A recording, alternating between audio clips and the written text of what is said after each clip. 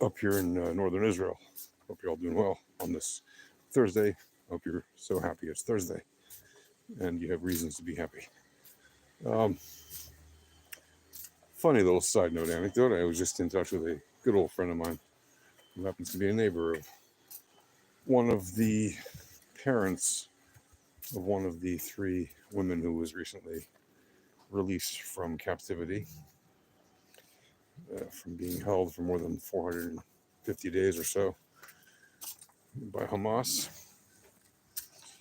Not really a funny story, but it's quite terrible, and thank God she's free. So obviously people there are very happy for her release.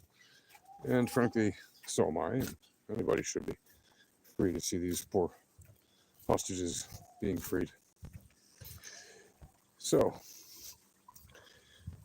anyway, the topic of this video is the fact that the war between Israel and Hamas, and frankly Gaza, is not over. Israel is taking direct actions against Hamas in Judea and Samaria because they are doing acts of terror there. They're planning and, doing things in preparation of and at the beginning stages of attacking Israel. And in recent hours and days, Israel has struck various targets throughout Jenin and other areas of Judea and Samaria where Hamas does in fact operate. So for all of you who think that Hamas only exists in Gaza, well, you got another thing coming. They actually are active across all of Judea, Samaria, and Gaza, wherever the Palestinians are in charge, in what's called Area B and C, where they have limited control. Wherever they are in any way in charge, the Hamas is there and very active and very popular. So if you believe that for some reason there's a huge difference between the Hamas and the Palestinians, well, unfortunately, it's not the case. The Hamas are very much supported by the Palestinians. The overwhelming majority of them, in fact, support them, which is insane.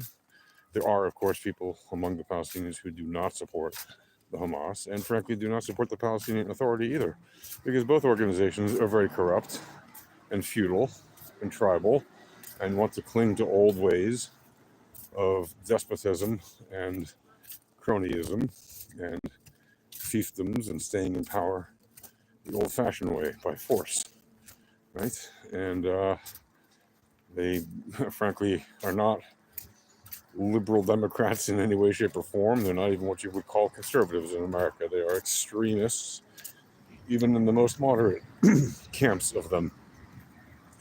Right? They don't believe in having equal rights between men and women, despite the Palestinian Authority pretending that they do. They absolutely do not. Right? And they don't have freedom of press. They don't have freedom to demonstrate like freely. Everything is super controlled because that's what dictatorships are. So whether it's in Gaza under the Hamas or in Judea and Samaria under the Palestinian Authority, where again the Hamas does in fact operate, there is not what you would call civil liberties, right?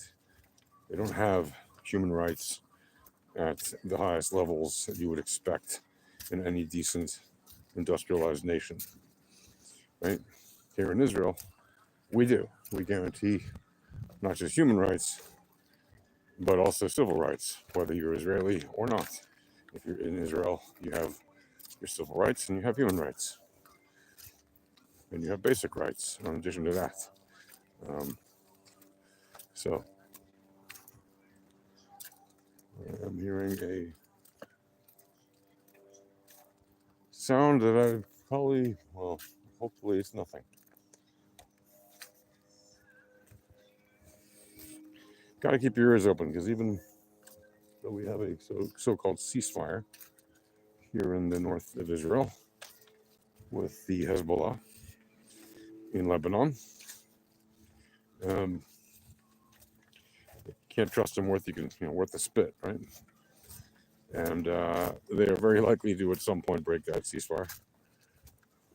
Certainly, probably by the time Israel is supposed to leave fully which is 60 days after the ceasefire was signed. Israel is supposed to be completely out of Lebanon, and Hezbollah is supposed to be completely north of the Litani River. I doubt very much that that will be the case. I bet you there will probably still be some elements of Hezbollah south of the Litani River. How do I know this? Well, half of the people in the Lebanese army serve in Hezbollah in their off hours. So unless they all plan to move north of the Litani River in their off hours and only show up to work for the Lebanese army during their on-duty hours, which is not realistic, they will be in violation of the ceasefire.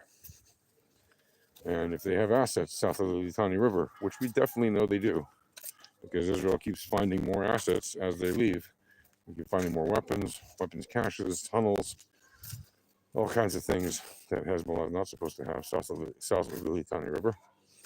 And they keep finding and, destroying them as they find them, which is what they're supposed to do. But there's no way they're going to find all of them in the next week or two. So the war rages on, and the ceasefire between Israel and the forces fighting them in Gaza is very tenuous at best. It is extremely doubtful that it will see itself all the way through to the completion of the third phase, or even the second phase. Right, the second phase, in theory, would see the release of all of the hostages, like all the remaining hostages, in theory. When they only have bodies to release, they're probably not going to want to do that. It is, in fact, very disgusting that Hamas would want to hold on to rotting corpses, but that's who they are, barbarians. So Israel is, of course, preparing for the almost inevitable fact that our soldiers will have to go back into Gaza at some point in the near future and, quote-unquote, finish up.